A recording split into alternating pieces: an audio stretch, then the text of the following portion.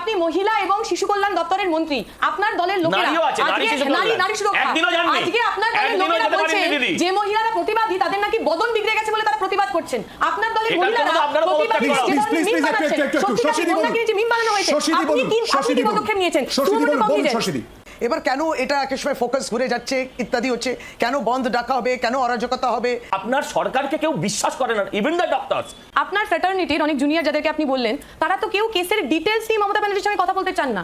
অভিজিৎ মণ্ডলের বাড়িতে পুলিশ কর্তারা গেছেন, আমি জানতে চাই যে সন্দীপ ঘোষের বাড়িতেও কি আপনারা কেউ যাবেন, বা ওই সঞ্জয় রায় তাদের বাড়িতেও আপনারা কেউ যাবেন কিনা? নমস্কার বন্ধুরা, আমি সুমন্ত, আপনারা দেখছেন সুমন্ত আনপ্লাগড। আজকের এই ডিবেট শোতে আমরা দেখব সিপিএম নেত্রী দীপশিতা ধর এবং বিজেপি নেতা সজল ঘোষের প্রশ্নের জবাবে আমাদের রাজ্যের মন্ত্রী শশী পাজা উনি যে ধরনের জবাবগুলো দিয়েছেন। একটা সময় মনে হচ্ছিল শশী পাজা দেবী জবাব খুঁজে পাচ্ছেন না, উত্তর খুঁজে পাচ্ছেন না। আলোচনার বিষয়বস্তু ছিল আরজি কর যে ডাক্তার মার্ডারের ঘটনা, সেইটা। এছাড়া উঠে এসেছিল তার পাশাপাশি টালা থানার যে ওসি তার কার্যপ্রণালীর বিবরণ এবং বর্তমানে যে আন্দোলন চলছে জুনিয়র ডাক্তারদের সেটাও, এবং সেইখানে রাজ্যের ভূমিকা কি, থানার ভূমিকা কি এবং হাসপাতাল প্রশাসনের ভূমিকা কি ছিল, সেই সমস্ত জবাব দিতে গিয়ে, রাজ্যের পক্ষ রাখতে গিয়ে উনি যে কথাগুলো বলেছেন, সুপ্রিম কোর্টের যে পর্যবেক্ষণ সে সম্বন্ধে ওনার যে জবাবগুলো, সেগুলো সত্যি আমার ব্যক্তিগতভাবে মনে হয়েছে উনি যেন গোল মেলে ভাবে জবাব দিচ্ছেন। চলুন সবাই মিলে ডিবেটটা দেখি এবং ডিবেট শেষে আপনারা অবশ্যই কমেন্ট করতে ভুলবেন না যে আপনারা কি মনে করছেন। ডিবেটটা প্রচন্ড ধাসু হতে চলেছে, তাই পুরোটা স্কিপ না করে দেখুন। চলুন ডিবেট শুরু করি। শশীদি দীপশিতা ধরের বক্তব্য রাজ্যের সদিচ্ছা নিয়ে প্রশ্ন তুলেছে বারবার করে, কি বলবেন?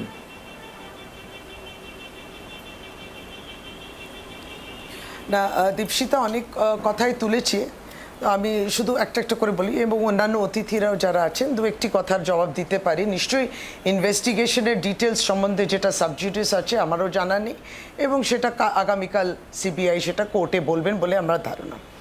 এক হচ্ছে যে প্রথমত তো এই ডাক্তার জুনিয়র ডক্টরস যে ফোরাম হয়েছে তারাই হচ্ছেন এই প্রতিবাদের নেতৃত্বে রয়েছেন, এবং প্রতিবাদী ডাক্তার এবং বহু মানুষের সমর্থন, এই আন্দোলনের সমর্থন একটি রাজনৈতিক দল হিসেবেও আমরাও সমর্থন করেছিলাম।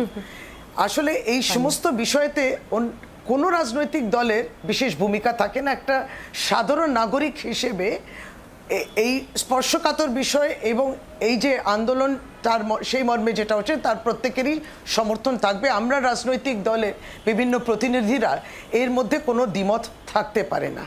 এবার কেন এটা একের সময় ফোকাস ঘুরে যাচ্ছে ইত্যাদি হচ্ছে, কেন বন্ধ ডাকা হবে, কেন অরাজকতা হবে ইত্যাদি, সেটা আলাদা বিষয়, সেটা এখন যাচ্ছি না, সেটা সকল মানুষ দেখেছেন। দ্বিতীয়ত হচ্ছে যে লাইভ স্ট্রিমিংয়ের কথা উঠেছে। আপনি জানবেন যে দু একটি বিষয় এখানে জুনিয়র ডক্টরসদের সম্মান জানিয়ে, কারণ আমি ওই ফ্রেটার্নিটিকেও শুধু বিলং করি না বলে, আমি তো বিলং করি এবং আমি তারা আমার চেয়ে অনেক কনিষ্ঠ। আসলে লাইভ স্ট্রিমিং নিয়ে যেটা তাদেরও দাবি ছিল, কিংবা আমরাও বলি যে তাদের তো প্রায় 35 জন প্রতিনিধিরা যাচ্ছেন, প্রত্যেকেই তো উপস্থিত থেকে একজন সাক্ষী হিসেবেও থাকছেন, কিন্তু তারাই বললেন যে আমাদেরকে তো ফিরে যেতে হবে, আমাদের যারা সকলেই যারা ডক্টরসরা প্রতিবাদ করছেন তাদেরকে তো আমাদের দেখাতে হবে। কিন্তু নিশ্চয়ই যারাও প্রতিবাদও করছেন তারা তো নিশ্চয়ই আস্থা রাখেন এই 35 জনের উপরে, তো কেন জানো না এটা তারা বললেন, আমরা নোট করলাম।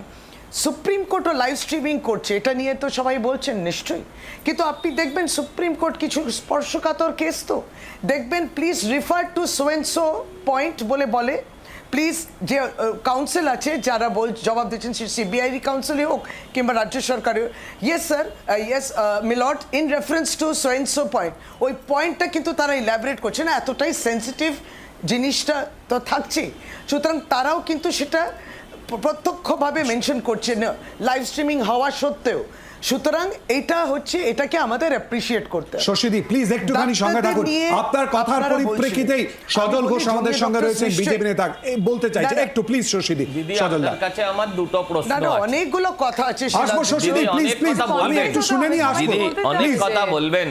আমি আপনাকে ব্যক্তিগতভাবে দুটো প্রশ্ন করতে চাই। একটা হচ্ছে, আজকে আমরা দেখেছি অভিজিৎ মণ্ডলের বাড়িতে পুলিশ কর্তারা গেছেন, আমি জানতে চাই যে সন্দীপ ঘোষের বাড়িতেও কি আপনারা কেউ যাবেন, বা ওই সঞ্জয় রায় তাদের বাড়িতেও আপনারা কেউ যাবেন কিনা? সকাল থেকে একটা জানার স্কোপ পাচ্ছিলাম না কারোর কাছে। কারণ যদি ও একজন সরকারি আধিকারিক, তার বাড়িতে যদি যান তাহলে সন্দীপ ঘোষের বাড়িতে যাবেন না কেন? এক। আর দুই, আমি একটা কথা বলি দিদি, যে বিষয়টা নিয়ে আলোচনা করা যায় সেই বিষয়টা নিয়ে লাইভ স্ট্রিমিং করা যায় না, এটা কখনো কোথাও সুপ্রিম কোর্টের কোথাও এই রুলিং আছে বলে আমাদের জানা নেই। আমি আপনাকে একটা জিনিস বলছি, আপনি বলেছেন না 35 জন ওখানে আছে, তাদেরকে মানুষ কেন বিশ্বাস করবে না? আমি আপনাকে বলি দিদি, সরকার এই মামলাটায় সিবিআই এর হাতে যে লাইভ স্ট্রিমিং মানে ওখানকার যে সিসিটিভি ফুটেজ দিয়েছিল তাতে মাত্র 27 মিনিট আছে ভিজিবল, আর বাকি যেটা আছে সেটা হচ্ছে ইনভিজিবল। বলা হয়েছে টেকনিক্যাল গ্লিচ। আপনার যে লাইভ স্ট্রিমিং হবে সেখানেও যে টেকনিক্যাল গ্লিচ হবে না তার তো কোনো মানে নেই। তাই আপনার সরকারকে কেউ বিশ্বাস করে না, ইভেন দ্য ডক্টরস।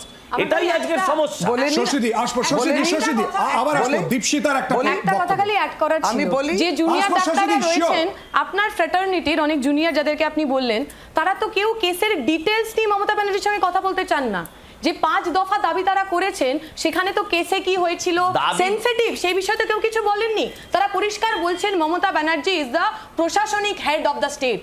তার দায়িত্বে তিনি একাধারে স্বাস্থ্যমন্ত্রী, একাধারে পুলিশ মন্ত্রী, তার আধিকারিকেরা প্রথম দিন থেকেই সমস্ত ট্যাম্পারিং থেকে শুরু করে দুর্নীতি থেকে শুরু করে তার সঙ্গে যুক্ত। কেন মুখ্যমন্ত্রী তার বিরুদ্ধে পদক্ষেপ নেবেন না?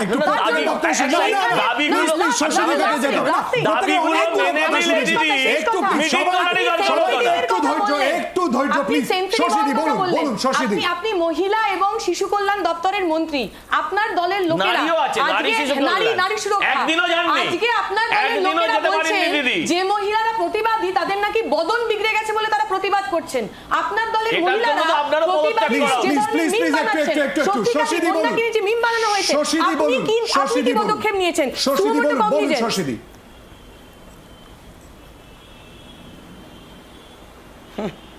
মুশকিল কি হচ্ছে জানেন তো? খুব মুশকিল হচ্ছে জানি এটা। দীপশিতা, আপনিও যে দলকে বিলং করেন সেই দল 34 বছর কি করেছে সেটা নিয়ে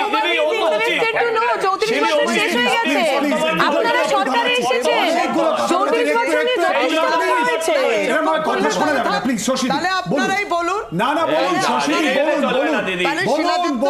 আপনি তাদেরই বলতে দিন, আমাদের দরকার নেই বলা। ঠিক আছে, সুতরাং এটা এক, আপনারা এই ডিসকাশনটাকে লাইভ স্ট্রিমিং এর ক্ষেত্রে আপনি বললেন যে আপনি তারে জানেন যে ডাক্তাররা কি বলবেন, ডাক্তাররা স্বাধীনভাবে তাদেরকে বলতে দিন। তারা এটা হয়তো বলতে যাচ্ছে না, আপনি আমার কথাটা শেষ করতে দিন। আমাকে তো কথা শেষ করতে দিতে হবে, এত অধৈর্য কেন? আপনার বলার সময় তো আমি একবারও বলছি না। সুতরাং আমার বক্তব্য যে প্রথম ডিমান্ড ছিল তাদের জাস্টিস ফর অভয়া, ছিল কি ছিল না, তারপরে অন্যান্য ডিমান্ডস আছে। সুতরাং ডিমান্ড 1, 2, 3, 4 যখন আলোচনা একটা হবে, আলোচনার বিভিন্ন প্রেক্ষিত উঠে আসতেই পারে। সুতরাং আপনাদের এত অসুবিধাটা কিসের? যদি ওইখানে ভিডিওগ্রাফিটা হয় যেটাতে আমাদের বলা হচ্ছে, আর এই এডিটিং এই সমস্ত বলবেন না। সজল বাবু, আপনি সিবিআই কে কতটা ওরা পেয়েছে, সিবিআই জমা দিক না সুপ্রিম কোর্টে? আপনি কেন সিবিআই জমা দেবে? সেটা নিয়ে সুপ্রিম কোর্ট শুনবে, সেটা নিয়ে সুপ্রিম কোর্ট শুনবে। রাজ্য সরকার accountable to its citizen or not? মৃত্যু না না, শুনলে তবে তো বলবো।